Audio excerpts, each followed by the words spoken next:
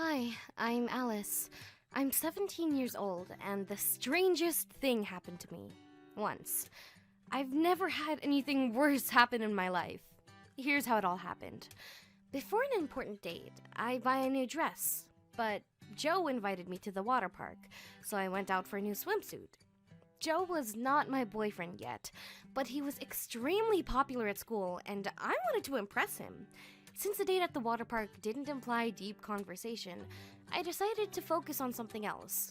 I chose the most expensive swimsuit, which was held together using the smallest amount of fabric possible. There were a lot of people that day, and it seemed like everyone was looking at me in my little swimsuit. If only I had known that I would really be drawing their attention. Soon. Joe and I were in the jacuzzi when he suggested we go on the tallest, steepest slide. Now, I have never skydived or bungee jumped. I don't like scary rides or even driving at high speed. That's what I should have told him. Instead, I decided to play along and agreed. So I ended up on the slide for suicidal people. Joe went first, and I just couldn't make up my mind. You just need to slide down and pretend that you like it, I told myself. There were 10-year-old boys behind me in line, waiting. They began to rush me, and I turned around and shouted at them that I would jump when I was ready and no sooner. Then one of them pushed me, and I slid down. It was ridiculously fast and scary. I emerged from the water like a cat that had been thrown into a bath against its will. I wanted to get out of the pool quickly, but unbelievably, I didn't have my swimsuit on. That traitorous swimsuit, which already took up too little space on my body, had disappeared. I looked around, but it was nowhere to be seen. The water was too clear, and I couldn't stay there in that state. I cringed and swam to a bubbling pool nearby to hide under its bubbles while I decided what to do next. I had to find Joe, and no matter how embarrassing it was, ask him to help me. I looked around again and saw Abby from another class. Of course she would be here, I thought. We hadn't spoken in more than a year, and I knew that she liked Joe. By the way, the swimsuit that she chose was even smaller than mine. Although, who was I to judge? At least she was in a swimsuit. Again, I tensed my whole body and hid behind the bubbles, bashfully. But then I saw Joe. He was talking to Abby. Did he really not care where I went? It would have been nice to get offended and leave, but how would I do that? So I began waving my hands and calling him to ask to give me at least a towel, but he didn't hear me. I was struggling to hold back tears when some boys on the other side of the pool caught my attention. They were the ones who pushed me. They were laughing out loud and very excited about something. They were trying my top on themselves. Hey you! Don't touch that! I shouted at them, but when they saw me, they took off with the top of my swimsuit. Where were their parents? I was sure that it couldn't get any worse, but no, it could. Some guy walked up and started hitting on me. Hi, can I keep you company? This pool is only for those who have lost their swimsuits, I muttered. What? I said no! I need a towel and dry clothes, but definitely not company! But the guy was not at all deterred by my unfriendly tone, and he began his pickup attempts. That's the kind of no that means yes. I'm getting in. He sat on the edge of my jacuzzi and started putting his legs in. No! He looked at me like a crazy person. It's just that my boyfriend is coming. He's the jealous type. I don't want there to be any trouble. Oh, I got it. I'm out. Sorry. Phew, I had finally gotten rid of him. But I was so upset that he just kept talking, even after the guy had walked away. Why didn't I ask him to help me? Was it already closing time? I was surprised that the water park had become noticeably quieter.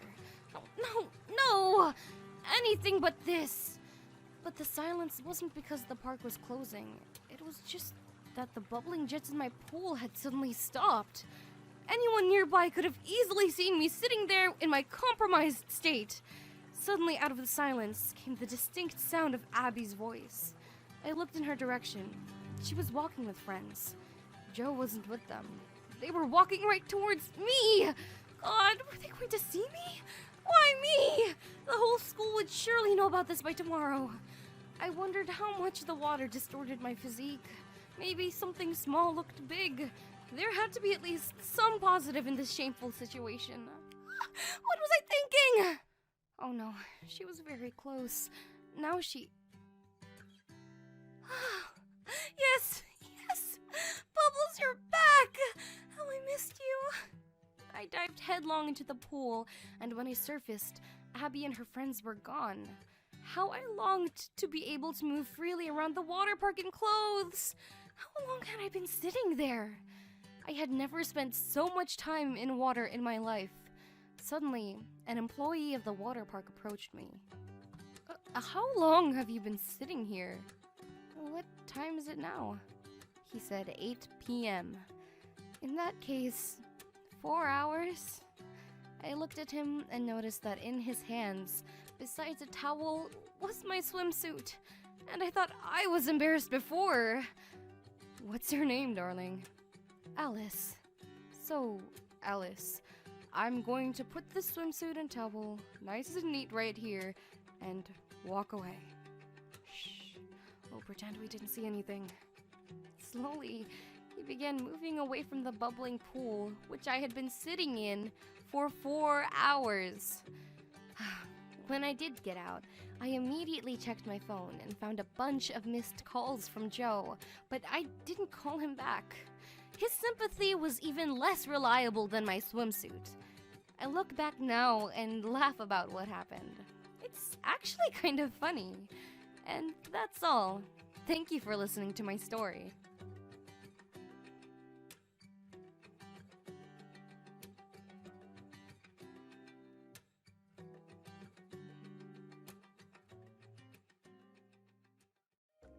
Hi everybody, my name is Dave and I am 19. I am currently facing a very difficult decision and I don't know what to do. While browsing the internet, I came across an interesting blog. In it, the girl wrote about her feelings, concerns, and things going on around her. I spent all night reading her posts, and with each new sentence, I realized how cool she was. The very next day, I decided to write her. It was an incredibly difficult wait for her to answer. For a while, I was convinced that she was too good for me, and compared to her, I was a real loser whom she would simply ignore. How glad I was, then, when she actually responded to me. We started a correspondence, and every day I fell more and more in love with her. We talked about books, discussed movies, music, and shared our feelings and dreams. This was the first person in my life whom with I could feel free and at ease. Her name was Jess. She had some nature images as her avatar. There was not a single image of her face. I asked her to send me a photo of herself, but in response I got a lot of excuses. She said she liked that our relationship was based on emotional closeness, and that photos would ruin it. I didn't care what she looked like. Even I, myself, was a little afraid that she wouldn't like me. In one of my messages, I told her that I wanted to meet her, but she answered very abruptly. Meeting in person is not such a good idea, and besides, I have been wanting to be alone for many years now. I had no idea what she meant by this. I started asking, but she stopped replying. After a few days, Jess deleted her blog. I thought that all was lost and that I had ruined everything. But then, I caught sight of a postcard that Jess had sent me for Christmas. With trembling hands, I began to rummage through a pile of my stuff, and found an envelope that I had not thrown out by sheer luck. Her address was written on it. I doubted for a very long time whether I should, but eventually decided to go to it. I packed up and ran out of the house, without telling anyone. I raced to the neighboring city to see her. I didn't know why she would be so offended, but I was prepared to apologize for every word. Standing on the porch of her house, using all my strength to make a fist, I knocked. An old woman opened the door. I want to see Jess, I said in a trembling voice. Grandma, who is it? I heard her voice, was delighted, and without permission ran into the corridor. Then I went numb. Standing before me was Jessica and her sister. They were conjoined twins. I am ashamed to admit it, but I was scared. I ran out into the yard and just stood there for a very long time, not knowing what to do. Some time passed since then, but I still can't get Jess out of my head. I am very ashamed that I ran away when we first met, and I want to apologize, but at the same time, I am afraid to see her again because I don't know how to behave in front of her. Guys, tell me, what would you do if you were me?